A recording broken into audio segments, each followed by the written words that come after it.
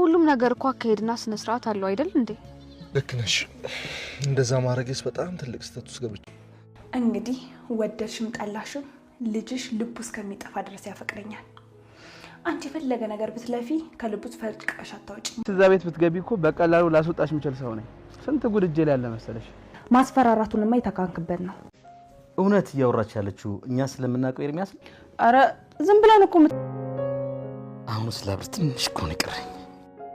አቶ ለይኩን የህሊና ረፍት የነሳቸውን ነገር ለዳግም በሌላኛ አነጋገር በተዘዋዋሪ አማርኛ በምሳሌያዊ አነጋገር አስመስሎ እንዲሁ እኔንም ቢሆን አትመነኝ በማለት አቶ ለይኩን ዛሬ ላይ በእርግጥ ራሳቸውን አሳልፈው ለህግ ባይሰጡም ነገር ግን በሄዱበት ሁሉ በተቀመጡበት በቆሙበት ሁሉ ሰላም እንዳጡና በተለይም ደግሞ የሰው ልጅ መግደል የምን ያህል ከባድ እና አደገኛ እንደሆነ ምናልባትም ደግሞ ከአቋሚ ከገዳይ ይልቅ ምናልባትም ሟች የምን ያህል እንደሚያርፍ ቆሞ ከሚሄድ ሰው ከሞተ ሰው የማይተናነስ ሰላም የሚነሳ ነገር እንደገጠማቸው እነሱን የሚመለከትም የማይመለከትም ወሬ ምናልባትም ሞት የሚባለውን ቃላትም ካነሱ የምን ያህል ሰላም እንደነሳቸው ተመልክተናል። አቶ ለይኩን ሰላም ጤና ይስጥልኝ። ውድና የተከበራችሁ የቻናል ቤተሰቦች እንደምናላችሁ ሁላችሁም በያላችሁበት የዓለም ዳርቻ ሰላማችሁ በዝት ይበልልኝ። ለቤቴ አዲስ ከሆናችሁ የደወል ምልክቷን በመጫን ቤተሰብ ይሁኑ። እንዲሁም ቪዲዮን ከወደዳችሁ ላይክ ማድረግ አትርሱ። ቪዲዮን ከየት ሀገር ሆናችሁ እንደምትከታተሉኝ ኮሜንት ላይ አሳውቁኝ ያልኩኝ ቀጣይ ክፍል ተወዳጁ ኑሐሚን አብረን እንጫወታለን። ወይዘሮ ዝናሽ ኑሐሚንን ወደ ቤት እንድትመጣ አቶ ለይኩን ጥሩ ስሜት ላይ አለመሆኑን በመናገር ኑሐሚንን ወደ ቤት እንድትመጣ አድርጋ ነበረ። ወይዘሮ ዝናሽ በእርግጥ ለምን እንደምታመጣት ኑሐሚን በሚገባ ጠንቅቃ ታውቃለች። ነገር ግን ወደ ቤት ልታመራበት የቻለችው ምክንያት ደግሞ አቶ ለይኩን ባልተጠበቀ ሁኔታና በአዲስ ነገር በዚህ መልኩ አገኘዋለሁ ብላ አስባው የማታውቀው አቶ ለይኩን ከቤታቸው ዝግት ብለው መቀመጣቸው በአዲስ ባህሪ ቅስማቸው ተሰብሮ ከቤት መውጣት በማይፈልጉበት ሙድ ሆነ ነው ከስራ ቦታቸው በመቅረታቸው ለስራ ያላቸው ፍቅር ሁላችንም የምናውቀው ጉዳይ ነው። ታዲያ ይህ ነገር ደግሞ በሳቸው በመከሰቱ ወደ ቤት እንድትሄድና ወይዘሮ ዝናሽ ስለጠራቻ ብቻ ሳይሆን አቶ ለይኩን ወደ ስራ ቦታ አለመምጣታቸው ምን ገጥሟቸው ይሆን የሚለው ጉዳይ ያስጨነቃ ስለነበረ ታዲያ ወይዘሮ ዝናሽ ወደ ቤት እንድትመጣና አቶ ለይኩን ጥሩ ሁኔታ ላይ አይደለም ስትላት በፍጥነት ነበር ወደ ቤት የመጣችው። ታዲያ ሁኔታው አመቻ ለመሆኑንና በተለይ ደግሞ ለደራ እና ደግሞ እንዲሁ ለፉክክር የጠራቻው መሆኑን ከንግግሯ ከሁለታቸው ፉክክር ከተገነዘበችን በኋላ ወደ መጣችበት ጉዳይም አምርታለች። ታዲያ ወደ ጉዳዩ ደግሞ ስትገባ አቶ ለይኩንም በእርግጥ ከጠበቀችውም በላይ አግኝታቸዋለች። ምን ተፈጠረ? አባቴ ደህና ነው። በእርግጥ አባቴ ደህና ሆኗል። አባቴ ደህና እንዲሆን አንተ ነህ ምክንያት የሆንክልኝ። እንዲሁ ደግሞ ዛሬ ላይ የኔ አባት ተሽሎት፣ ነገር ግን አንተ በዚህ ሁኔታ መሆንህ በጭራሽ ሊያስደስተኝ አይችልም እያለች የተሰማትን ሀዘንም ተጫወተች። በኋላ ቤተሰቡንም ሌሎቹን ደህና ሆኑ ሳትል በነበረችበት በዚያው ከአቶ ለይኩን ጋር ወደ ጉዳዩ በመጣችበት ከተነጋገረች በኋላ ወደ ቤቷ ነበር ያመራችው። ታዲያ ወይዘሮ ዝናሽና የልጇ ባለቤት የሆነችው አምራን ደግሞ ሁለታቸውን ፉክክር ላይ ያሉ ታዲያ የመጣችበትን ጉዳይ አዲስ ነገር ተጨማሪም እንዳለ ነግራት ታዲያ ይህንን ነገር ደግሞ ለምን አልነገረኝም ስትል በተለይ ደግሞ ወይዘሮ ዝናሽ ከዚህ በፊት አይኗን ላያት አልፈልግም፣ ነገር ግን ምናልባትም ደግሞ አዲስ ነገር ሊፈጠርም ይሆናል ሰሞኑን በአዲስ ፕሮጀክት በአዲሱ ፕሮጀክት ምክንያት ወደ ክፍለ ሀገር ሊሄዱ እንደሆነና ኑሐሚን ጥሩ ስራ እየሰራች እንደሆነ በስራዋም ደግሞ ጥሩ እያስመዘገበች እንደሆነ ተናግረም አሳብዳታለች። ታዲያ አቶ ለይኩን ደግሞ ይህንን ፉክክር ከተመለከቱም በኋላ አልገባኝም፣ ምን እያደረግሽ ነው? ለምንድን ነው የማትረጋጊው? ሁለታቸውን እንደዚህ ማፎካከርሽ ምን የሚሉት ነው? እስከ መቼ ነው እንደዚህ ብለሽ እያለም ሲናገራት እሷም እንግዲህ ዛሬም እኔ ላይ ነህ ዛሬም ወቀሳ ላይ ነህ ትላለች። ጉድፍም ከጠፋባት እንዲሁ ደግሞ ትንኝም የገደለች ያህል ያልመሰላት ወይዘሮ ዝናሽ ዛሬም ደስታና እንዲሁ ስለ መግደልም ምንም አይነት ደንታ በማይሰጣ መልኩ ስትናገርም ታዲያ አቶ ለይኩንም ደግሞ አልገባኝም፣ ዛሬስ ደግሞ ማንን እንግደል ብለው ባነሱት ደግሞ አልገባኝም፣ ወደኋላ እየተመለስክ ከዛው ቦታ ነህ ማለት ነው። ማለት እንግዲህ የያዘችውን ማስረጃ ማስፈራሪያ ልታደርግም ምትቀጥልም ይሆናል። በሌላ በኩል ይህን ነገር ደግሞ በተለይ ወደ ክፍለ ሀገር ወደ ኑሐሚን አያት ሀገር መሄዳቸውን ባለመናገሩ ደግሞ ናሆም ለባለቤቱ ባለመናገሩ እንደዚህ ደረጃ እስኪፈጠር ድረስ እኔ የት ሄጃለሁ በማለት ወደ ስራ ቦታው ነበር ቀጥታ ያመራችው። አምራንም ስራ ቦታ ድረስ መሄዷ ሳያንሳት የስራ ቦታ በመበጥበጧ ኑሐሚን ተቀብላ የስራ ባልደረባና እንዲሁ ደግሞ ተቆጣጣሪ በመሆኗ እንደ ኃላፊ ልታግታት ሞክራ ነበረ። በተቻለች መጠን ስርዓት ያዢ፣ ይሄ የስራ ቦታ ነው በማለቷ ደግሞ እንግዲህ ያልጠበቀቻትን ኑሐሚን የቤት ሰራተኝነት ብቻ ነው የሚመጥናት የምትላትን ኑሐሚንን ዛሬ ላይ ደግሞ በኃላፊነት ደረጃም ተቀብላ እየሰራችና ስራዋን በአግባቡ እየተወጣች መሆኑን ተመልክታለች።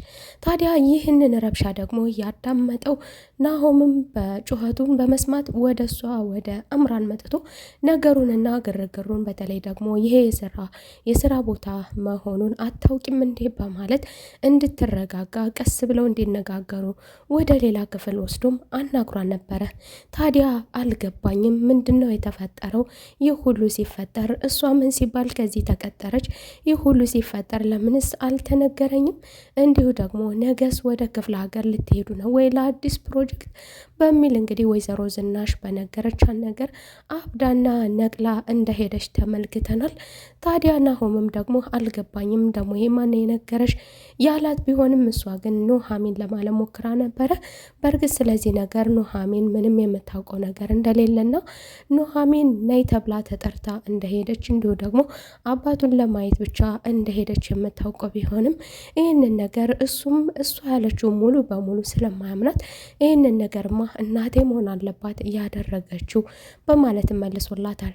ታዲያ እሷም አዎ እናትህ ነች፣ ኑሐሚን መታ ነበረኛ ቤት፣ ለመሆኑ ለምን አልነገርከኝም? ወደ ክፍለ ሀገር አዲስ ስራና አዲስ ፕሮጀክት እየሰራችሁስ እንደሆነ ከእሷ ጋር መስራትህ ሳያንስ ደግሞ አብረሃት ምን ሲባል ትሄዳለህ? በማለት ደንፍታ ነበረ። አሁንም እኔ እኮ ዛሬ ማታ ወደ ቤት ስመለስ እነግርሻለሁ ብዬ አስቤ ነው እንጂ ምንም የተደበቀ ነገር የለም በማለት አረጋግቶ ወደ ቤቴ ላካ ቢሆንም በአሁኑ ሰዓት አምራን ሌሎች ነገሮች አጠፋቸዋለሁ፣ ከዛ ቤት ብዙ ነገር አጠፋለሁ፣ ማንን ላሳድ የሚለውን ነገሯን ደግሞ አሁን ላይ ሌላ ሀሳብ ይህንን ሀሳቧን የሚሰርቅባት የኑሐሚን ከባሏ ጋር መስራት ራስ ምታት ሆኖባታል። ታዲያ አሁን ሌላውን ነገር በመተው ትኩረት ማድረግ ያለብኝ እዚህ ላይ ብቻ ነው ስትል ወይዘሮ ዝናሽንና አቶ ለይኩንን በመካከላቸው ያለው ሚስጥር ለማወቅ የነበራትን ጉጉት ቀንሳለች። አሁንም ከኑሐሚን ጋር ተነጋግረው ኑሐሚንን ጠርቶ ዛሬ ወደ ቤት ሄደች ነበር እንዴ? ምንድነው የተፈጠረው? በማለት ከኑሐሚን ጋር ለመነጋገር ሞክሮ ነበረ። ነገር ግን ኑሐሚን ስለሚፈጠረው ነገር እና እየተፈጠረ ስላለው ነገር ምንም የምታውቀው ነገር እንደሌላት ተናግራ እሷ የምትፈልገው ስራዋን ብቻና ብቻ መሆኑን እንዲሁም ደግሞ ወደ ቤትም የሄድኩት ዛሬ አቶ ለይኩንን ለማየት እንዲሁ ደግሞ ወይዘሮ ዝናሽ ደውላልኝ አቶ ለይኩን ጥሩ ሁኔታ ላይ ስላልሆኑ እሳቸውን ለማየት ብቻ ነበር የሄድኩት በማለት እንዲሁም ደግሞ በመካከላቸው የነበረውን ፉክክርና የነበረውን ንግግር ስላዳመጥኩና በሚገባ ስለተረዳው እኔ ለምን ከዛ ቤት እንደተጠራሁኝ ስለተገነዘብኩኝ ፍጥነት ጉዳይን ጨርሼ ወደ ቤቴ ነበር የተመለስኩት በማለት እንዲረጋጋ አድርገዋለች። ታዲያ እናቱም ትሁን ከእናቱም ይሁን እንዲሁ ከባለቤቱ ከሁለታቸውም ጋር ትልቅ ችግር እያለ መሆኑንም ተገንዝቧል። ከዚህ በፊት እናቱን ገዳይ ያለ ቢሆንም እናቱን ብቻ ወንጀለኛ እናቱን ብቻ ነገረኛ ያደረገ ቢሆንም አሁን ላይ ግን አምራንም ትልቅ ሰርሳሪ መሆኗንና ሁለታቸው አብረው አንድ ላይ መቆየት የማይችሉም ፍጥረት መሆናቸውን ከተገነዘበን በኋላ ምን ሲባል ወደ እዛ ቤት ወሰድኳቸው፣ ሁለታቸውን አንድ ላይ ማስቀመጥ በፍጹም የማይታሰብ የማይቻል ነው። በዚህ ሁኔታ ሆነን እንዴት ነው ወደ ክፍለ ሀገር ሊሄድ የሚችለው? እያለም ከኑሐሚን ጋር እየተመካከሩም ነበረ። ታዲያ ኑሐሚንም ደግሞ እሺ ለነጋችን ለትልቁ ስራ መሄድ ስላለብን በወቅት መሄድ ስላለብን በወቅት መሄድ አለብን ወደ የቤታችን በማለት እሱም ወደ ቤቷ አድርሷት በወቅት የተለያዩ ቢሆንም ነገር ግን እሱ ትንሽ መቀማመስ እፈልጋለሁ በማለት ወደ መጠጥ ቤት እንደሚያመራም ነግሯን ነበረ። ታዲያ ኑሐሚንም ደግሞ አብረን እንብላ እንሄድ እኔ መጠጥ ፈልጋለሁ እያላ ቢሆንም እሷ ይሄ ነገር ትክክል አለመሆኑን ተናግራ ሁላችንም በወቅት መግባት ይኖርብናል፣ ነገ ትልቅ ስራ አለብን፣ አንተም ብትሆን በወቅት ግባ ያለችው ቢሆንም ነገር ግን እሱ ደግሞ የተፈጠረው ነገር ሰላም ስላልሰጠው ምናልባትም ይህ ማረጋጊያ ሊሆንልኝ ይችላል ከዚህ በፊት እርግፍ አድርጌ የተውኩ ቢሆንም ነገር ግን አሁን ራሴን ዘና ማድረግ ይኖርብኛል በማለት ወደ መጠጥ ቤት ናሆም እንግዲህ በትንሹ ቀምሼ ወደ ቤት የተፈጠረውን ነገር ከቤት እየተፈጠረ ያለውን ነገር ሰላም የነሳኝን ነገር ሰላም አገኛለሁ ራሴን መርሳት ፈልጋለሁ መስገር መረበሽ ባልፈልግም ነገር ግን በትንሹም ቢሆን መቅመስ ይኖርብኛል በማለት ወደ መጠጥ ቤት ሲያመራም እንግዲህ የተመለከተው ነገር በእጅጉ አሳዛኝና ልብ የሚሰብር ነገር ነበረ። የቤታቸው ትንሽዬ ልዕልት ገና ትንሽ ናት ተብላ የምትታሰበው ሚጥሚጣ የሆነችው እህቱን እንግዲህ ያላሰበው ሰው ጋር በተለይ በእርግጥ ከሱ ጋር አብራ እንደሆነች ያወቀ ቢሆንም ነገር ግን ወደ ምን አይነት ባህሪና ምን አይነት ችግር ውስጥ እንዳስገባትም በአይኑ ተመልክቷል። ይህንን ነገር ከሷ እሱ ፍቅረኛዬ ነው ብትልም እሱም ደግሞ ወዳታለሁ አፈቅራታለሁ ቢልም በፍጹም የማይደረግ ነገር ለህፃን ልጅ የማይሰጥ ነገር ትልቅ ሱስ የሚጨስ ነገር ማስለመዱ በእጅጉ አስደንግጦታል። ነገሩንም ለማስቆምም ቢሞክር እሷ የተደብቃ ያደረገች ቢሆንም ብትደበቅም ከናሆምም ናሆም ስለተመለከተው ምንድነው የምታደርጊው እያላ ቢሆንም ነገር ግን እህቱ ደግሞ ከዚህ ነገር ማንም እንደማያገባውና ጥልቅ ማለት እንደማይችልም እየተናገረች ሁለታቸው ተነጋግረው ሳይጨርሱ ዘግናኙን ነገር አይቶ ተናዶ ሳይጨርስ እንግዲህ ኤርሚያስ በኩራት መጥቶ የሷ ፍቅረኛ ነኝ በማለት ወደ ቤቱ የሚያስገባውን ነገር እየሰረሰረ እንግዲህ ነገሮችን ካመቻቸ በኋላ የማይሆን ችግርም ውስጥ ልጅቷን ካስገባም በኋላ ወንድሟም ተይ ያላትንም ነገር እንደማያገባም ተናግሮ ሁለታቸውንም ቤተሰቦቻቸውንም እርስ በርሳቸውም እንዲባሉ አድርጓል። ታዲያ በሌላ በኩል ደግሞ ኤርሚያስ እያንዳንዱን የሚፈጠረውን ነገር እያመጣች ለሱ መናገሯ እንዲሁ በሌላ በኩል ደግሞ አምራን እያደረገች ያለችውን ነገር ለሱ ላለማሳወቅና አድሬሷንም ስልኳንም እየቀየረች እየዘጋች ቢሆንም ነገር ግን አዲስ ስልክ አውጥቶ በመደወል ስለሷ ማንኛውንም ነገር እየተፈጠረ ያለውንም ነገር ከኤሚ እንደሰማና ስለዚህ እያደረግሽ ያለሽው ነገር ዋጋ ያስከፍልሻል፣ ስለዚህ መግባትሽ ጥሩ ነው፣ ስለዚህ አንቺ ገንዘብ ብለሽ ነው የገባሽው፣ እንኳንም ገባሽ። እንግዲህ ገብተሽ ስትወጪ የሱን ሀብት ተካፍለሽ ትወጫለሽ። ሀብቱን ስትካፈይ ደግሞ ግማሹ ለኔ ነው የሚገባኝ እያለ እሳት እያደረጋት ይገኛል። በሌላ በኩል እንግዲህ ወንድሟም ደግሞ ይሄንን ጉድ ከተመለከተ በኋላ እህቱን አንጠልጥሎ ወደ ቤት በሚያሳዝን ሁኔታ በዚህ ሁኔታ አባቱ አንገቱን በደፋበት ሁኔታ በዚህ ሁኔታ እህቱንም ወደ ቤት ይዞ ገብቶ ነበረ። ታዲያ ኤሚም እንግዲህ በዚህ ሁኔታ ላይ ሆና የነበራትን ሚስጥር ከኤርሚያስ ጋር እፍ ያለ ፍቅር ውስጥ እንዳለችና እንዲሁ እነሱንም ደግሞ የሚረብሽ ነገር ምን ሆናቸዋል፣ ምን ተፈጥሮ ነው፣ ማን ሞቶ ነው፣ ሀዘን የመሰለው ቤታችን በማለት ማስደንግጣቸዋለች።